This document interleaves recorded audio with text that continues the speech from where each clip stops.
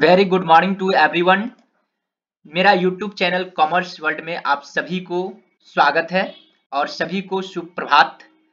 आज जितने भी अभ्यर्थियों हैं बिहार बोर्ड एग्जामिनेशन में जो अपियर होने वाले हैं 2024 में, उनके लिए मैं VBI MCQ क्वेश्चन लेके आया हूं और ये 10 क्वेश्चन है। चैप्टर के नेम रहेगा आपको कैश फ्लो स्टेटमेंट, जो काफी मोस्ट VBI है। मैं डेली आप लोगों के लिए ईच एंड एवरी चैप्टर का ऑब्जेक्टिव अर्थात MCQ क्वेश्चन लेके आऊंगा और आप लोग मेरे YouTube चैनल से बने रहेंगे ताकि आप लोगों को बोर्ड एग्जामिनेशन में काफी हेल्प होने वाला है। और मैं वैसा ही क्वेश्चन लेके आऊंगा जो बोर्ड एग्जामिनेशन 2024 में पूछा जाएगा और खासकर अकाउंटेंसी का। उसके बाद अकाउंटेंसी का ये सीरीज स्टार्ट हुई है, ये सीरीज जैसे ही अकाउंटेंसी का एंड होगी तो मैं आप लोगों तक इकोनॉमिक्स का क्वेश्चन लेके आऊंगा और उसके बाद बिजनेस स्टडीज को। तो चलते हैं एक बार फिर से आप सभी को very very good morning to everyone और welcome to my YouTube channel commerce world. तो चलते हैं अब स्टार्ट करते हैं। आप लोग रेडी हो जाएंगे और संभव हो सके तो सभी अभ्यर्थियों से मेरा रिक्वेस्ट है कि आप लोग अपने सामने में नोटबुक लेकर के रखेंगे। तो चलते हैं, देखते हैं क्वेश्चन 1 कहता है cash from operating activities will decrease due to. कहता है कैश फ्रॉम ऑपरेटिंग एक्टिविटीज किससे डिक्रीज होती है। तो देखिए कहता है इंक्रीज इन करेंट एसेट्स, ठीक है, ये होगा।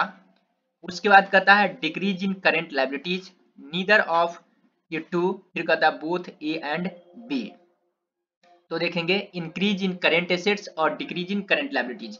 जैसा कि मैंने कैश फ्लो स्टेटमेंट आप लोगों को पढ़ाया था तो उसमें मैंने बताया था कि जब करेंट एसेट्स इंक्रीज करती है तो मेरा ऑपरेटिंग एक्टिविटी में क्या होता है, माइनस होती है, और जब current liability current assets decrease करती है तो प्लस होती है। और उसके रिवर्स करंट लायबिलिटीज का कॉन्सेप्ट होती है, यदि करंट लायबिलिटी इंक्रीज करती है तो प्लस होती है और डिक्रीज करती है तो minus. In the same way यहाँ पे देखेंगे ऑप्शन इंक्रीज करेगा करंट एसेट्स तो माइनस होगा और डिक्रीज करेगा करंट लायबिलिटी, इसका मतलब ये दोनों आंसर होंगे।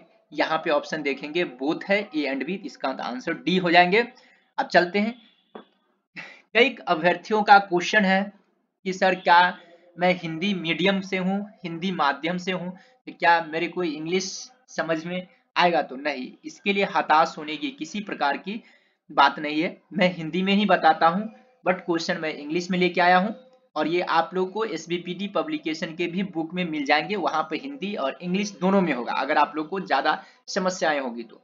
अब मैं आगे बढ़ता हूँ, फिर कहता है while calculating operating profit which will be added to net profit। इनमें से जब भी मैं ऑपरेटिंग एक्टिविटीज को कैलकुलेट करूंगा इनमें से प्रॉफिट में किसको ऐड किया जाएगा। तो देखेंगे जिससे मेरा ऑपरेटिंग प्रॉफिट इंक्रीज होगा। तो देखिए कहता इंटरेस्ट रिसीव, इसको मैं ऐड नहीं करूंगा। Profit on sale of assets, इसको भी मैं माइनस करता हूं। इंक्रीज इन जनरल रिजर्व, ठीक है, refund of tax which will be added to net profit. तो कहता है इंक्रीज इन जनरल रिजर्व, ठीक है, ट्रांसफर होती है तो होती है, ऐसा होती है तो। और रिफंड ऑफ टैक्स, तो यहाँ पर इंक्रीज इन जनरल रिजर्व हो जाएंगे आपको आंसर, क्योंकि रिफंड ऑफ टैक्स होगा तो ये तो माइनस की बात होगी। तो इंक्रीज इन जनरल रिजर्व की बात होगी, क्योंकि ट्रांसफर टू रिजर्व हम लोग को प्लस करना पड़ता है। ठीक है, मैं आगे बढ़ रहा हूँ। उसके बाद कहता है while calculating cash flow from operating activities which will be added, किसको इनमें से ऐड किया जाएगा ऑपरेटिंग एक्टिविटी को कैलकुलेशन के समय। इंक्रीज इन स्टॉक नहीं होगा, क्योंकि मैंने बता चुका हूं कि यदि करंट एसेट्स इंक्रीज करेगा तो माइनस होती है। फिर कहता है इंक्रीज इन क्रेडिटर, हाँ, तो देखिए करंट लायबिलिटी जब इंक्रीज करती है तो उसको हम लोग प्लस करते हैं, तो यहाँ पे बी आंसर एक होगा। उसके बाद आगे मैं देखता हूँ डिक्रीज इन बिल्स पेबल, ये भी नहीं होगा। इंक्रीज इन डेटर, ये भी नहीं होगा। इसका मतलब बी इसका आंसर होगा तीसरा का। देखते हैं, बी है इंक्रीज इन क्रेडिटर्स। आगे मैं बढ़ता हूँ क्वेश्चन नंबर 4 की ओर। कहता how will you treat payment of interest of debentures while preparing A cash flow statement. Cash flow statement में इंटरेस्ट ऑफ डिवेंचर को किस तरह ट्रीटमेंट की जाएगी। तो देखिए सबसे पहले समझिए इंटरेस्ट ऑफ डिवेंचर्स ये फाइनेंसिंग एक्टिविटीज का है और इसमें भी माइनस होगा। दूसरी बात, डिवेंचर्स पे जो इंटरेस्ट होगा ये खर्च होती है, इसलिए हम लोगों को क्या करना है ऑपरेटिंग एक्टिविटी में वहां पे जाकर के ऐड भी कर देना है। ठीक है, तो ये आइटम लेकिन यहाँ पे ऑप्शन पे डिपेंड करेगा, लेकिन ये समझिए ये फाइनेंसिंग एक्टिविटी का आइटम है। Cash flow from operating activity, cash flow from investing, cash flow from financing activity, cash and cash equivalent की बात बोले तो नहीं, यहाँ पे सी आंसर होंगे। क्योंकि हमेशा याद रखेंगे जो भी कैपिटल स्ट्रक्चर से रिलेटेड जो भी आइटम होती है उसको मैं cash flow from financing activity में लिखते हैं, चाहे issue of debenture, repayment of debenture, interest of debenture, interest on loan या बोरोइंग, ठीक ना, बोनस शेयर, इन सभी को मैं फाइनेंसिंग एक्टिविटी, यहाँ पे रहा आंसर सी। उसके बाद 5 नंबर में देखेंगे interest receive by a finance company is classified under which kind of activity while preparing cash flow statement. तो यहाँ पे कहता है फाइनेंसिंग कंपनी के लिए cash flow from operating activity हो जाती है, हमेशा याद रखेंगे, ऐसे होती है फाइनेंसिंग, हमेशा याद रखेंगे इंटरेस्ट से रिलेटेड जो भी होती है फाइनेंसिंग कंपनी के लिए ऑपरेटिंग एक्टिविटीज होती है, क्योंकि उसका ऑर्डिनरी कोर्स ऑफ बिजनेस हुआ ऑपरेटिंग एक्टिविटीज। ठीक है, तो मैं आगे बढ़ता हूँ।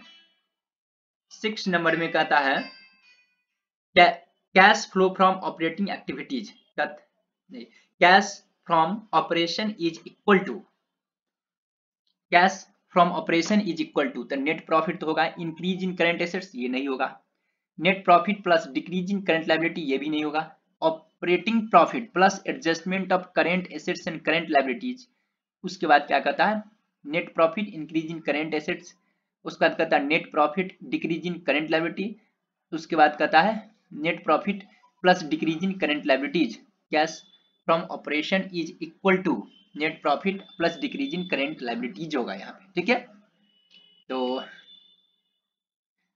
इसका adjustment of current assets and current liabilities all of the above, तो ऑल ऑफ दी एबव यहाँ पे नहीं होगा, cash from operation is equal to, तो यहाँ पे थोड़ा सा क्वेश्चन को अल्टर कर लेंगे, यहाँ पर इसका आंसर हो जाएंगे C, operating profit plus adjustment of current assets and current liabilities होगा, ये होगा, यहाँ पर सी होगा आंसर, यहाँ पे मैंने बी लिखवा दिया, ये थोड़ा मिस्टेक है, इसको सुधार लेंगे, अगर इसी में इंक्रीज इन करंट लायबिलिटी होता तो सही हो जाता। ठीक है, आगे बढ़ता हूँ मैं, कहता which of the following is included in cash flow from operating activity, royalty fees और कमीशन, पर्ची ऑफ डिवेंचर, तो यहाँ पर पहला आंसर हो जाएंगे रॉयल्टीज फीस और कमीशन, क्योंकि ऑपरेटिंग एक्टिविटीज में आपको कैश रिसीव्ड फ्रॉम डेटर्स होती है, कैश सेल्स होती है, रॉयल्टी फीस कमीशन, यहाँ पे ये आंसर हो जाएंगे।